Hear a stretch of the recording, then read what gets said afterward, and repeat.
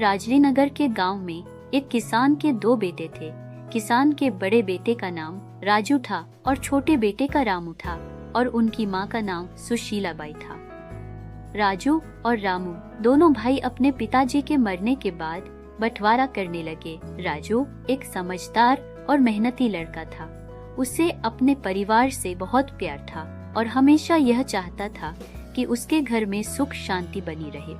जब उनके पिताजी के मरने के बाद राजू पर घर की सारी जिम्मेदारी आ गई थी। राजू का छोटा भाई रामू एक अलग तरह का इंसान था। उसे कभी भी काम में मन नहीं लगता था और वह हमेशा अपनी जिंदगी में आराम चाहता था। उसके लिए संपत्ति का बंटवारा एक अच्छा मौका था ताकि वह अपने आराम की जिंदगी जी सके।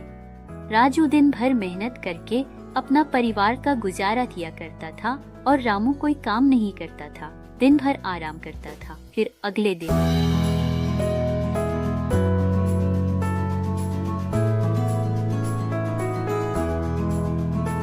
राजू गुस्से में रामू से कहता है, हमें अब बंटवारा करना होगा। ये मामला अब टलने वाला नहीं है। पिताजी के बाद ये हमारी जिम्मेदारी है। क्या तुम सच में चाहते हो कि हमें कोई समझौता न करना पड़े? राजू, मैं कोई समस्या नहीं देखता। मुझे जो भी मिलेगा वही मुझे चाहिए। और तुम तो जानते हो मैं आराम की जिंदगी चाहता हूँ। जो भी होगा मैं उसे अपने हिसाब से ही करूंगा। रामू, तुम्हें अब समझना होगा कि ये कोई आसान फैसला नहीं है। हमें मिलकर सही रास्ता चुनना होगा ताकि हमारा परिवार टूटने से बच सके। तुम हमेशा एक जैसा सोचते हो राजू। हमें अपना हक नहीं छोड़ना चाहिए। मैं जानता हूँ कि मैं सही हूँ। राजू और रामू के बीच कई दिनों तक बहस चलती रही। राजू चाहता था कि संपत्ति को समान रूप से बांटा जाए ताकि दोनों भाई अपने अपने जीवन में खुश रह सकें। लेकिन रामू की मांग कुछ ज्यादा ही थी और वह चाहता था कि उसे ज्यादा संपत्ति मिले ताकि वह अपने सपनों को पूरा कर सके। यह स्थिति धीरे धीरे गहरी होती चली गई और दोनों के रिश्ते में खटास आ गई। आखिरकार राजू ने अपने पिता की शिक्षा याद की और उसने रामू को समझाया, देख रामू, संपत्ति सिर्फ एक चीज है। असली खुशी तो भाई भाई के रिश्ते में होती है। अगर हम दोनों साथ मिलकर काम करेंगे तो किसी भी मुश्किल को पार कर सकते हैं। राजू की पत्नी सीमा राजू को समझाने लगी, राजू, तुम बहुत सही सोच रहे हो, लेकिन तुम जानते हो रामू किसी भी कीमत पर अपनी बात मनवाने पर उतारू है। मुझे डर है कि कहीं वो हमारे रिश्ते को नुकसान न पहुंचाए। हाँ सीमा, मुझे भी ऐसा लगता है, लेकिन हमें उसे समझाना होगा कि संपत्ति से ज्यादा हमारे रिश्ते की अहमियत है। अगर इस बार हम समझदारी से काम न लेंगे तो परिवार में दरार आ सकती है। रामू की पत्नी रीना रामू से, तुम क्यों नहीं समझ रहे हो रामू? राजू सही कहता है। पैसे के पीछे जाने से रिश्ते टूट सकते हैं। तुम्हें अपना हिस्सा मिलेगा, लेकिन क्या तुम अपने भाई को खो देना चाहते हो? लेकिन रीना, तू नहीं समझती। मैं बहुत सालों से संघर्ष कर रहा हूँ। मुझे वो सब चाहिए जो मेरे पास नहीं है। लेकिन क्या तुम्हें नहीं लगता कि परिवार और भाई भाई का रिश्ता इससे कहीं ज्यादा महत्वपूर्ण है? पैसा कभी भी वापस आ सकता है, लेकिन रिश्ते तो टूट सकते हैं। रामू थोड़ी देर सोच में पड़ते हुए रीना से कहा, तुम ठीक कह रही हो रीना। शायद मैं ज्यादा सोचने में चूक कर गया हूँ। मुझे राजू से माफी मांगना चाहिए और राजू से बात करनी होगी। नहीं तो हमारा भाई भाई का रिश्ता टूट सकता है। हमारे परिवार में ऐसा ही चलता रहा तो लोग हमें क्या कहेंगे?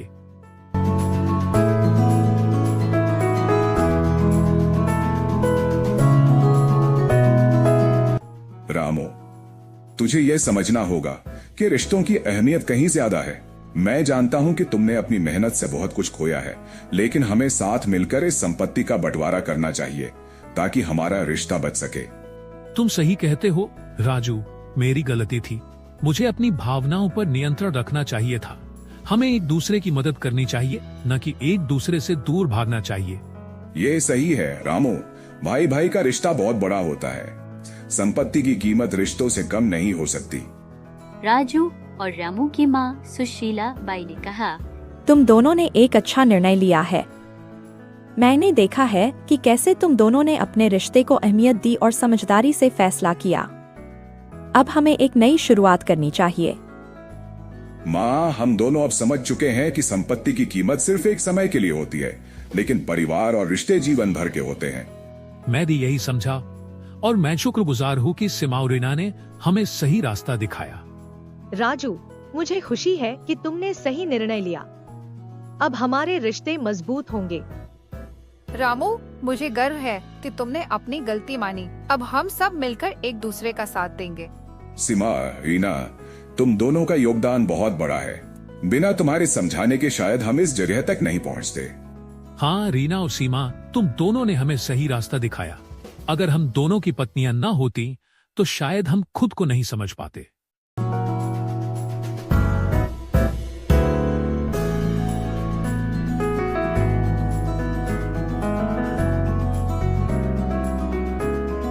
अंत में रामू ने राजू की बात मानी और दोनों भाइयों ने संपत्ति का बंटवारा शांति से किया। हालांकि उनके रिश्ते में थोड़ी दरार आ चुकी थी, लेकिन दोनों ने यह समझा कि पारिवारिक रिश्तों की अहमियत किसी भी संपत्ति से ज्यादा है। समय के साथ दोनों भाइयों ने एक दूसरे को समझा और रिश्तों में सुधार आया। कहानी का संदेश: कभी कभी संपत्ति और धन के लिए रिश्तों में दरार आ जाती है, लेकिन अगर प्यार और समझदारी से काम लिया जाए तो किसी भी मुश्किल को हल किया जा सकता है।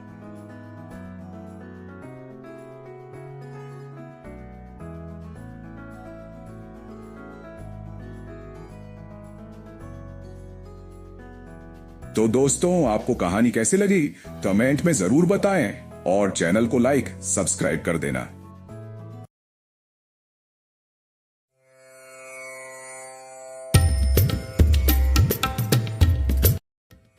राजू भाई, कहाँ जा रहे हो? अरे महाराज, आप यहाँ क्या कर रहे हो? अरे मैं तो खेत में जा रहा था। फिर बताओ क्या हाल चाल है महाराज? अरे राजू, मेरा तो यही काम है, प्रभु श्री राम की भक्ति करता रहता हूँ। आओ बैठो, बात करते हैं। ठीक है, मैं जाता हूँ।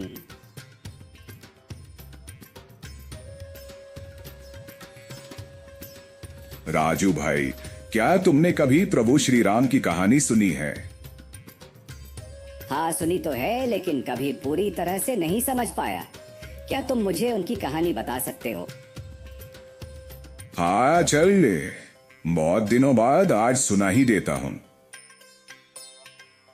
राम का जन्म अयोध्या के राजा दशरथ और रानी कौशल्या के घर हुआ था।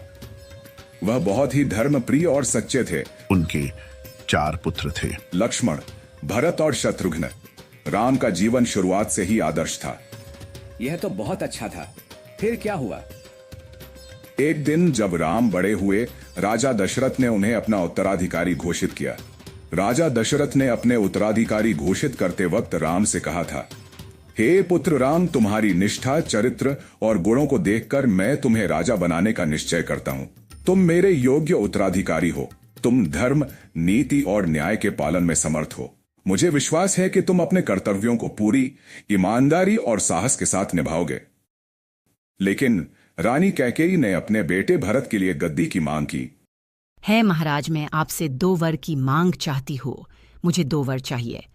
पहला वर यह है कि आप मेरे पुत्र भरत को अयोध्या का राजा बना दें, और दूसरा वर यह है कि आप श्री राम को 14 वर्षों के लिए वनवास भेज दें। कौशल्या, ये तुम क्या कह रही हो? मेरे पुत्र राम को वनवास भेजना, यह मेरे लिए असहनीय है। तुम्हारी बातों को सुनकर मैं पूरी तरह से विषादित हो गया हूं।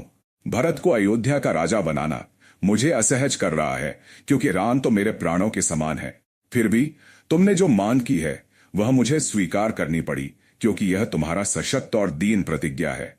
मैं अपनी प्रतिज्ञा को निभाने के लिए राम को वनवास भेजने की बात स्वीकार है, और भरत को अयोध्या का राजा बनाने का आदेश भी स्वीकार है। वह राजा से 2 वर मांगने में सफल हो गई।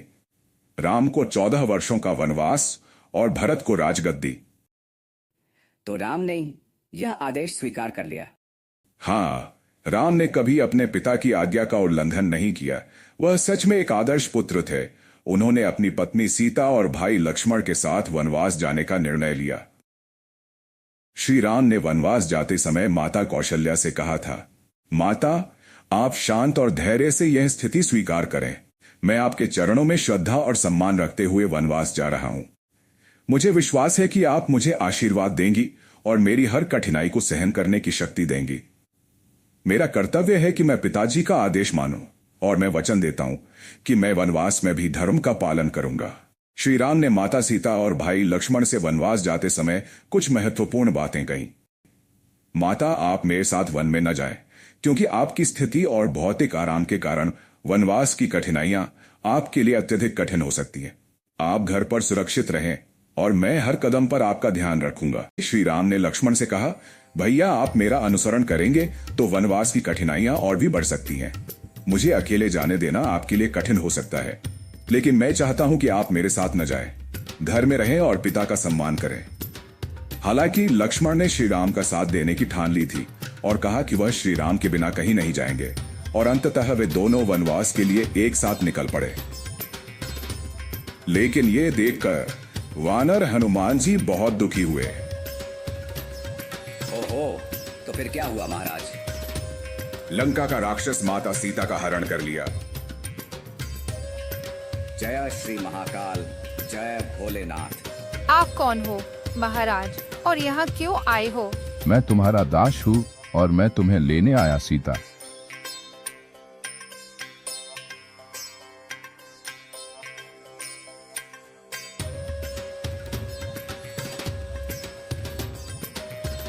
महाराज, रावण सीता को कहाँ लेके गया?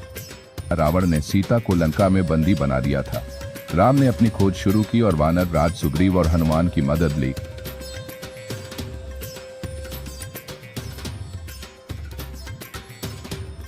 माता सीता, चलो, मैं तुम्हें लेने आया हूँ, मुझे श्री राम ने भेजा है। नहीं, मैं अब किसी पर भरोसा नहीं करूंगी। अगर तुम्हें सचमुच श्री राम ने भेजा है तो तुम जाकर उन्हें सूचना दो कि मुझे यहाँ रावण लेके आया है। जाओ। मुझे क्षमा कीजिए प्रभु, माता सीता को रावण ने लंका में ले जाकर बंदी किया है। प्रभु, मुझे क्षमा कीजिए। क्या माता सीता का हरण रावण ने किया है? हनुमान, तुम अपनी वानर सुग्रीव सेना को एकत्रित करो। हमें तुरंत लंका पहुंचना होगा और माता सीता की सुरक्षा करनी होगी। हनुमान ने सीता का पता लगाया और राम को खबर दी। फिर क्या हुआ महाराज? राम ने हनुमान की मदद से एक विशाल सेना तैयार की और लंका पर चढ़ाई की। रावण और राम के बीच भीषण युद्ध हुआ।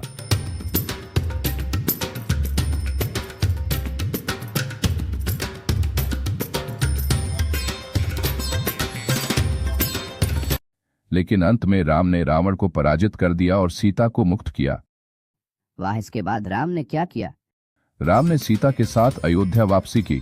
अयोध्या वासियों ने उनका स्वागत बहुत धूमधाम से किया और राम अयोध्या का राजा बन गया। सच में राम का जीवन बहुत प्रेरणादायक है।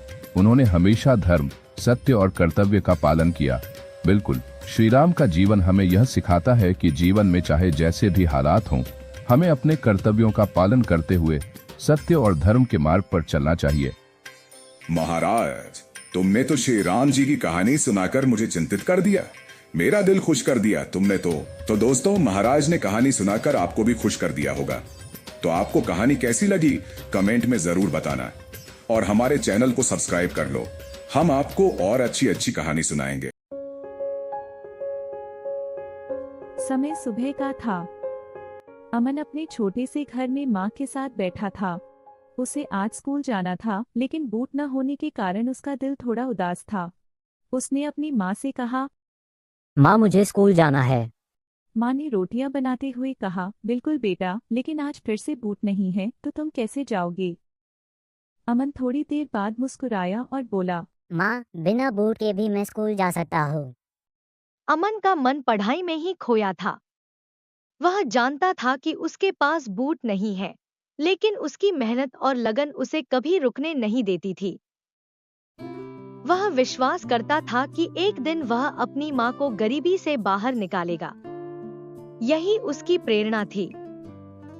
जब वह स्कूल पहुंचा तो शिक्षक ने उसे देर से आने के लिए डांटा, लेकिन अमन को परवाह नहीं थी।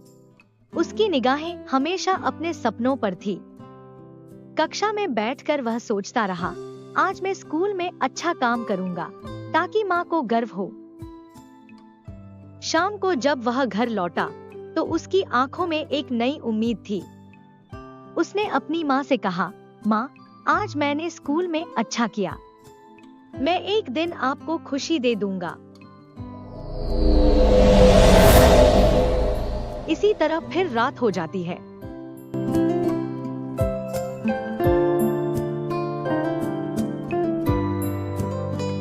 फिर अगली सुबह माँ की आंखों में हमेशा चिंता और ममता की लहरें थी। वह अपने बेटे के भविष्य के लिए संघर्ष करती रहती थी।